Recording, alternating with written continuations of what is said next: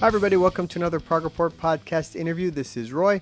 My guest on this episode is John Boegehold, keyboardist and songwriter for Pattern-Seeking Animals, who are back with their fourth album called Spooky Action at a Distance. Comes out on October 27th. I speak to John about the new album and a whole lot more. But before we get started, just a reminder, subscribe to our YouTube channel, wherever you get your podcasts, progreport.com, and follow us on all our socials. And on my chat with John Boegehold. How's it going? Good. How have you been? Very good. We haven't talked Very in a good. little while, other than emails, many Right. emails. Right. Exactly. Exactly. Many. So, yeah, you're still out in LA, yeah? Oh yeah. Studio City, California. Sunny Studio City, California. Yeah, If I've you lived don't, here for I was gonna say, have you lived there for forever? I mean, since 1980. I moved from Detroit when I was 22 or something, so I've lived most of my life here, oh really. wow, yeah, Yeah. yeah. Well, that's where all the Spock's guys. That's where the band formed. Is that where you met them at the time? Yeah, I met yeah, because I started a band when I got here with a couple other people, and this is like 1982, so like 40 years ago. And we lost a guitar player, and the drummer said, I have a good, and we needed to go into the studio, and we had like a non-refundable deposit, so we were kind of screwed. And the drummer Steve said, "Hey, I'm playing in this band called Casanova with a really great guitar player, and he'll come and do it." And that was Alan Morris, and that's from there I met Neil, and then I started out playing bass, but then I switched to guitar, then met Dave a couple years later. So yeah, I met all those guys like forever ago. Forever ago. That's so cool. Yeah, it's amazing. Yeah, But of course, we want to talk about the new Pattern Seeking Animals album, cool. Spooky Action at a Distance. You guys have the best album titles. I have to give you a lot of props for that. Well, thanks. Comes out on October 27th. A couple of singles out already. Yep. Dude, another great album. You guys just keep churning them out. I mean, and real fast. I mean, I should ask, this one's done and on its way out, but have you already finished album number 5? Is it? I'm like halfway through it. Seriously, because That was we a had joke, but yeah. no, it's never a joke with me. Because what happened is with this album, we turned it in. Normally we turn it in, and the record company takes a month or two to put it, depending on the lag time.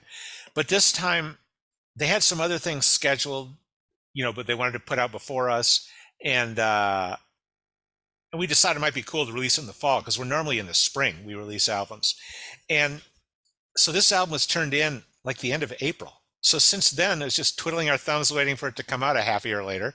So in the Yeah. meantime, of course, I'm writing. So yeah, I got like quite a few songs ready. We'll hopefully record drums for the next album sometime next month, hopefully.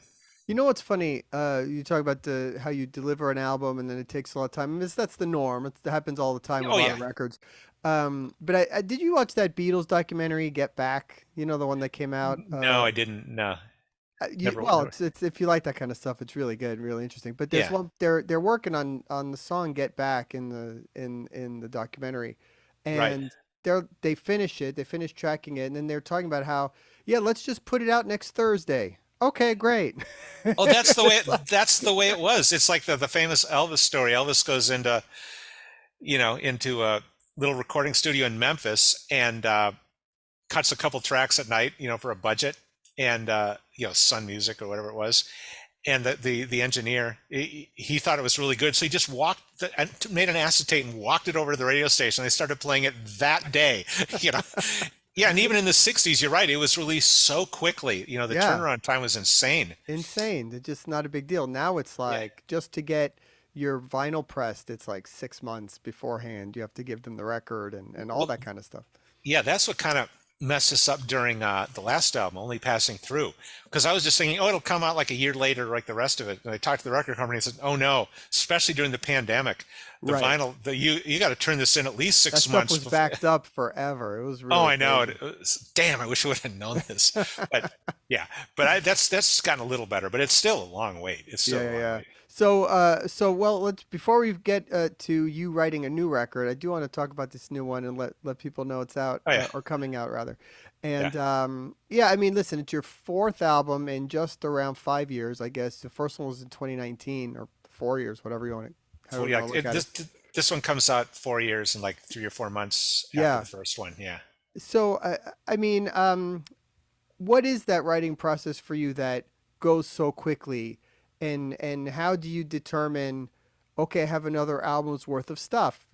Some people write for years and years, and then we'll pick tracks out of that bunch, or everybody has a different way of doing it. So, what's your approach? How do you do it? Um, Kind of a combination. First of all, I just love writing. I'm, a product of the studio. There's nothing better for me than sitting in a studio and just working on stuff or coming up, creating music. When I get up in the morning, the first thing I do is turn on my studio setup, and I might do something then, or I'll come back to it during the day and pop an idea down or whatever. But I think, like a lot of songwriters, you have in instrumentalists, whatever, you always have this memory bank full of older stuff, which you're never able to make work, or songs didn't work out and you might want to try again. And right now, if you were to look at my iTunes, I probably have 100 different musical ideas from the past few years. Just little, I mean, not, I'm not talking, some of them are close to complete songs, and most of them are like, well, here's a really cool riff, or here's a cool melody for a chorus, things like that. Right. So I'm always saving stuff up. And I don't know, it's just because I get obsessed with stuff, but there are songs. This happened on each Pattern-Seeking Animals record, where a couple of the songs are ancient. They may be 30 years old, but at the time, I wasn't able to kind of close the deal and make them good. I just wasn't. I didn't have my songwriter chops, the song craftsman chops Right. together to do it. And what I would do is then I would all of a sudden, I'd listen to it 20 years later and think, oh yeah, this should have been like this. And I'll sit down, I'll rewrite the whole song, to fit something current. And I think I think most writers are like that. In fact, I remember reading something about Genesis once, after after they did Lamb Lies Down on Broadway, and they were saying, oh yeah, we were able to use some musical ideas we came up with before Trespass and all this stuff. And I was thinking, whoa, it blew my mind, because I thought, what? They don't just sit down and write a whole new album? There's always little bits and pieces that make their way through time, to an album when it's the right time to do things. How do you label them, these ideas over years, that what they are? It might just be like 6/4 mandolin song, or it might be um, tubular bell melody, or lullaby, or it might be string quartet chorus. It's just stuff Right. like that. Yeah. I don't generally name with song titles. It's just kind of descriptions, so I remember Yeah. what it is. Piano sonata, whatever. Yeah. At what point in the process do you start bringing in Dave and Ted and Jimmy? Is it when it's completely done? Yeah, when the song is done, although I'm just working on a song now where I'm going back and forth with Dave to get his opinion on stuff. Well, what do you think of it this way? Oh, needs to be some more 12 string in here. Okay, cool. I'll add that. And maybe this section I'll mostly Dave. Sometimes Ted, I'll throw some stuff up against him and, get some feedback. But a lot of times I just finish it myself. And then at that point, and also a lot of times I will ask them about something technical, because a lot of times when you write on keyboard for guitar, Right. or for bass, you might be playing something which is really easy on a keyboard, but finding the frets don't work that way. So sometimes Ted will say to me, what the hell, how do I play that? So sometimes I just run things by him. Or if I had an interview just recently with a guy who's a drummer that Yeah. writes all the stuff Yeah. for the band and plays it on piano and MIDI, and then constructs the guitar parts. And then same Yeah. issue. There were things that just you can't play on Yeah. the guitar at all. The guitars had to then rework it and figure out how to do it. Yeah, usually because on my demos I play, and on the albums I play a lot of the acoustic and rhythm stuff. So that stuff, if I can play it, I know he can play it or whatever. But it's just sometimes, like there was something on the last album, on that song Time Has a Way, the 13-minute one, where I wanted him to double the keyboard part. So I sent it to him first because it's kind of a weird fingering, and he figured out how to play it, which was cool. I didn't think I didn't think it was, but he did it great. But no, you're right. The problem is, if you're not familiar with what instruments are supposed to do, it can just be a nightmare to play. Or it's especially when it comes down to writing for different instruments, like flute or oboe or cello or whatever. You have to consider what something like that instrument would play. You don't. Well, that just sounds. It just sounds this guy doing a synth solo on the flute, because it's obviously wrote it on the keyboard. So you kind of have to put yourself in the shoes of the instrumentalist you're writing for. Yeah. So the last couple albums, I mean, Prehensile Tales was great. Really love that record. The last one, Only Cool. Passing Through. Saw you guys progress again with a few different ideas and bringing in some other stuff. And again, I think you've done that with this one. But when you go into writing for a particular album, do you have a predetermined kind of idea on what you want to do? Are you deliberately saying, I want to try something different, I want to do this differently? Because there has been some change between the records, I feel like. That's conscious because it's very tough when you're writing things so closely together. We all know there are bands out there who have put out 10 albums over a 15-year period, and they all sound, any one of those could be from any of the other albums. They're just kind of churning out the same stuff, which is fine sometimes because it's like AC/DC. AC/DC is great. Well, and they are the poster child for that, yeah. But people like it that way. For them, it works. And I wouldn't want to hear anything different from AC/DC. Right. It's like, cool. It sounds like AC/DC. Right. But with Prog especially, I always want to hear something different. And when a band sticks on the same formula the whole time, I get very bored as a listener, and I just kind of move away from it. Consciously, a couple things.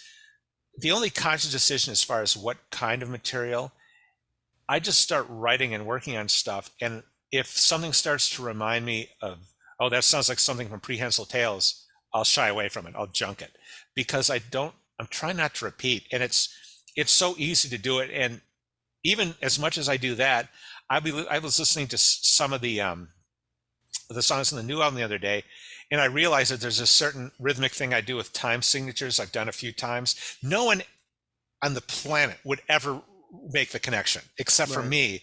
But sure. I'm thinking, okay, that's a mental note. I'm going to get away from doing this one particular thing. Again, no one would ever in a million years notice it.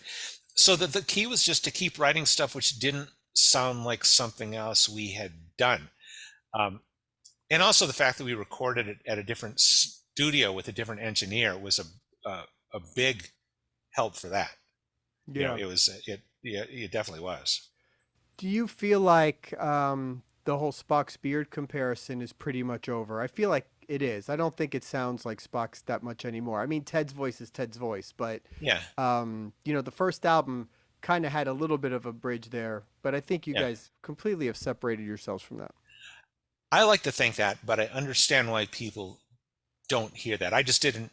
I've done a couple interviews where they would just talk about, oh, it's like Spock's beard except for just different guys. And I said, no, it's really different, and I understand why people think that. And I can completely understand when after the first album, it's a side project, it's a spin-off, but after 4 albums, at some point, some point, and it sounds different. And also, I was going to say, it doesn't really bother me when people make the comparison, or argue about something, because people are still arguing about Phil Collins becoming the singer in Genesis 50 years ago. So it's like they're still arguing about that a half a century later. So it's fine, whatever. Right. But that said, though, you did bring back a song you wrote for Spock's Bulletproof for this record. Right. Talk about why you brought that song back. A few reasons. First of all, of all the songs, it's changed. There's a different bridge and a different intro and a few different things about the instrumentation is different. But of all the songs I've written in the past 20 years, that was one of my favorites. And with Spock's, I wasn't happy the way it turned out. And then it ended up on the bonus disc. And it's like, if it would have been on the main disc, I wouldn't have redone it because, it's set in stone with that record. But bonus discs, as much as, people talk differently, it really is like a ghetto of music, bonus discs. Right. Sure, you can get, you can stream them and you can whatever, but bonus discs, for the most part, they're like novelty things people might listen to once or twice. And since I always loved the song, I just decided I wanted to do it again. I wanted to do the version the way I always heard it. Yeah, I always felt like it should have been on the main record too. Well, you and me both. But the problem, but what happens is, and it happens with a zillion different bands, because there's all these guys in Spock's beard with a very strong personality who are good writers, and so since there's no one person dictating what goes on the album, no one can make a decision, right?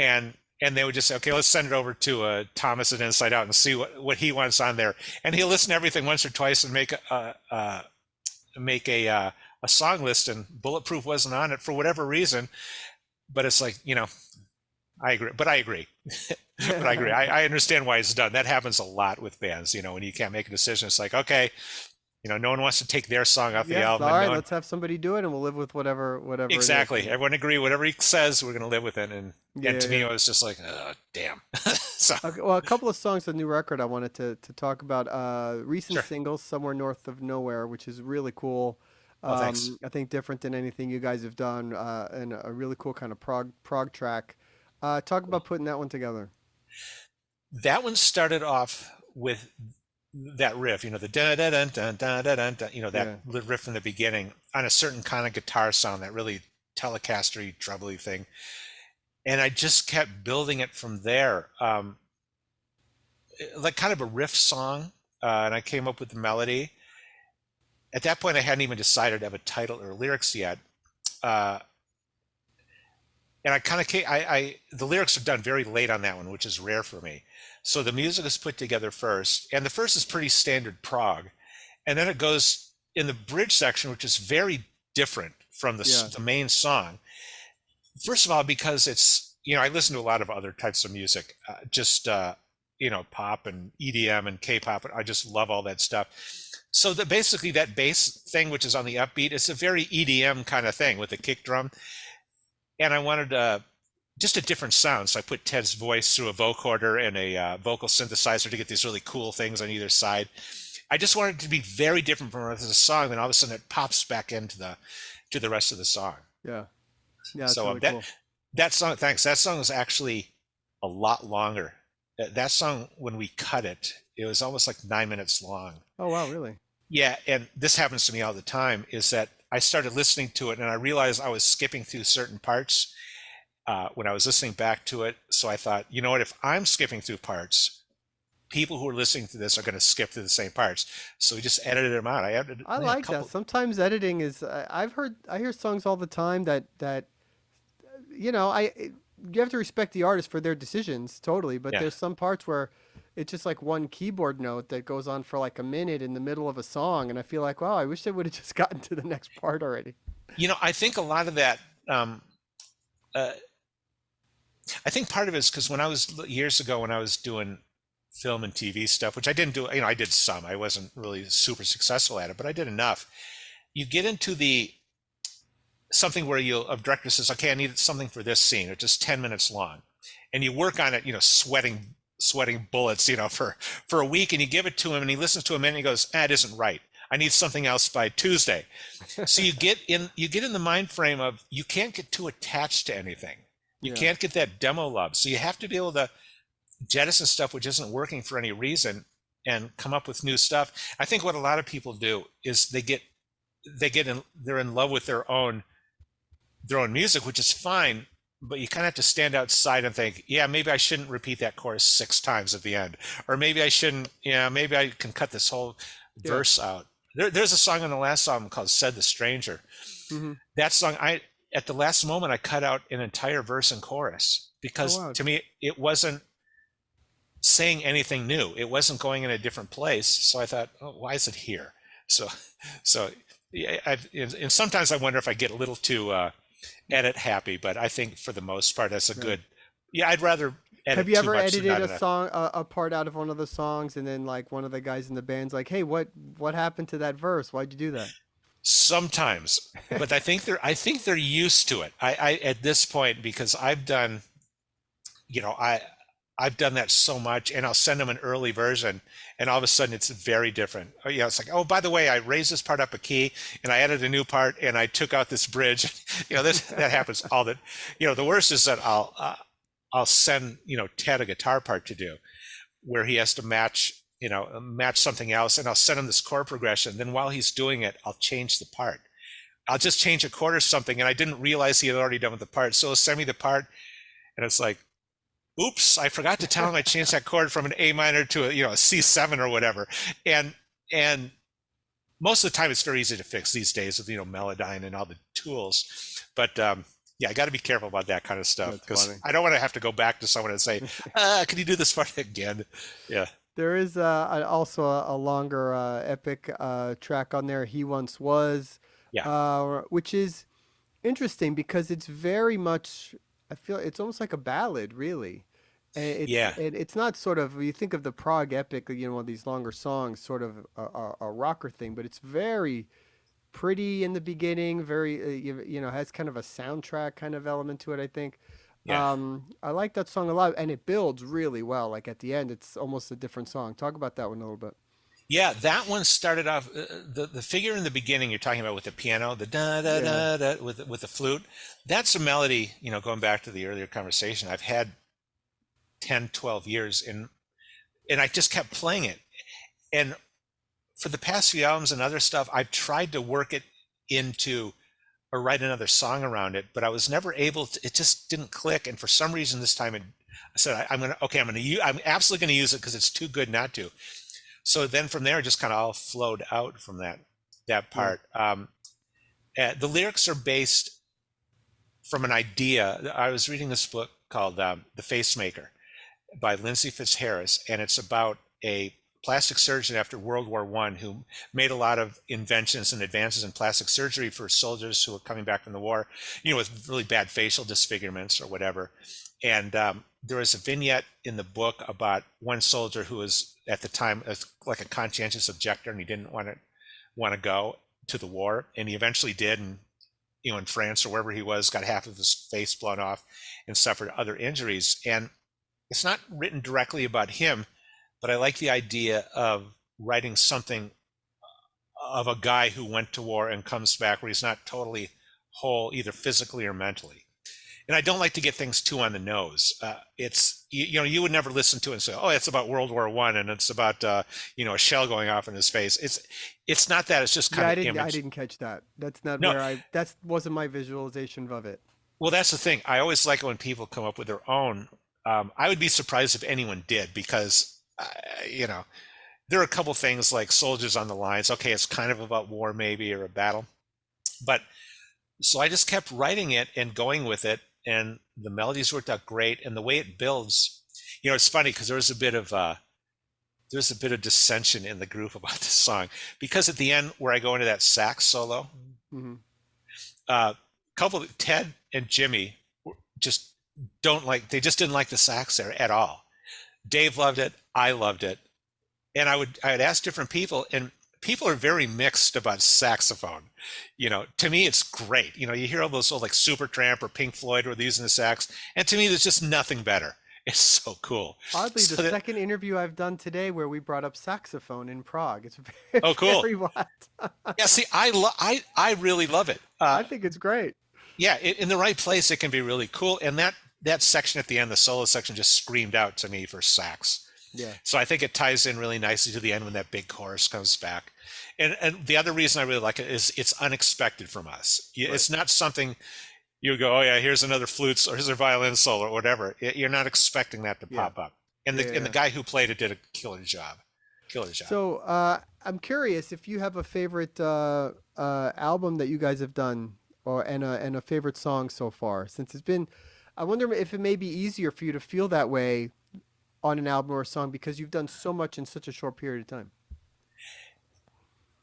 It's kind of a mixed bag because I don't listen to albums too much after I'm done. Sometimes I'll go back and listen, especially when you have to put together things for live or different versions or whatever. It's really tough because songs that were my favorite in the beginning, I listen to now and I think, that could have been better. It could have been different. And songs I wasn't crazy about, I thought, you know what, that's really good. Jimmy, I was just talking to Jimmy the other night about songs from the album that are like the favorite songs from people, and both of us from the first album really like the way We Write the Ghost Stories, that song turned Hmm. out. I think it's one of the best songs we've ever done. Jimmy completely agrees. I have, in the past 4 years, up until the other day, no one has ever mentioned that song as being good or bad or whatever, which I find bizarre, but it's not unusual. Right. Um, I think on the second album, I think I'm the most on Prehensile Tales, probably that song Lifeboat, because it's long and it's epic-y, and Yeah. it goes through different things. It's really moody. Again, there's sax in that. There's a sax solo in that song, but I put it through a fuzz box, so most people think it's a guitar. But that one I really like. On the last album, on Only Passing Through, I just haven't really listened back to it too much, since it came out. I probably will at some point. Every once in a while I hear a little of it, but Yeah. nothing really, pops out. And again, from this one, I'm just so close to it. I can't, I like it all because I still keep listening to it. It works really well to me and it moves, but I have no doubt that if I stop listening to it and come back in a year, I'll have different opinions about different songs because that's I just, always liked Much Ado is one of my yeah, that's a favorites. great song. I bugged Ted so much to put that. I tried to get him to do that for the first two albums, Really? and he said, "Oh no, I don't really want to do it because I want to do maybe do a solo album and do it." And I would try different versions of it because I love that song. And finally, for the last album, I came up with a version he kind of begrudgingly gave in. And so I said, yes, cool, we get to do this song because he's such a great writer and he comes up with great stuff. He is. He's But great. I keep bugging him to write more stuff. But Yeah. So the band did play on the last Cruise to the Edge right, with a few other members yeah. that joined. It went over really well. Is there any plans for shows in the future, maybe with those guys again or doing some things? Yeah, if we play live, it's definitely those two guys, Walter and Dennis, are just such great additions. There's multi-talented on multi instruments. Yeah. They can both sing, and they're great to hang with. Even though I wasn't in the band, but they're great guys. So we do play live. Next time we play live, they're going to be a part of it. Um, we're looking at a couple things. Nothing locked in yet. For some reason we got the word that we might be doing the cruise, but we were never asked. This next one. So I don't know. Maybe that'll still pop I up think if the this one's band full. grows. Yeah, this I one's think it's full, jam which is fine. packed. Yeah, that's a lot of acts. Yeah. Um, we have a couple things we're thinking about, but it's just nothing solid right now. We'd like to get back out there and playing, but as I'm sure you know, it's just gets tougher and tougher, whether it's just financially or logistically, Yeah, it's um, tricky. getting stuff together. And during the pandemic, a bunch of clubs, this type of band would normally played shut down, and festivals got really weird, and there's a lot of stuff to slog through, and especially a band in the States uh, has to go to Europe. I think we can do some dates here, but to really get something going, a momentum going, I think you kind of have to go to Europe. Yeah. Just because from here, I live in California, Jimmy lives here, Dave is in Northern California, Ted's in New York. So logistically, just getting together to rehearse is tough. Yep. So, but we'll see. Yeah. Yeah, hopefully. Well, again, the new album, Spooky Action at a Distance, comes out October 27th. Great stuff. Check out the singles out now on YouTube, on Spotify, or wherever. Yep. And yeah, we look forward to the next album. I think what you guys do is great. I think it Oh, thanks. fills a nice void of a good kind of space in Prague that doesn't exist so much anymore. And Yeah. and I think it's all great, wonderful music, man. Cool. I appreciate it. Awesome. Appreciate All it, right, I'll guys. talk to you soon. Very good. Thank you much. All right, buddy. See ya. Later. Hey, thanks for watching. Don't forget to subscribe to our YouTube channel. Follow us wherever you get your podcasts. Check us out on all our socials and on ProgReport.com for all your news, interviews, reviews, and more. And we'll see you again real soon.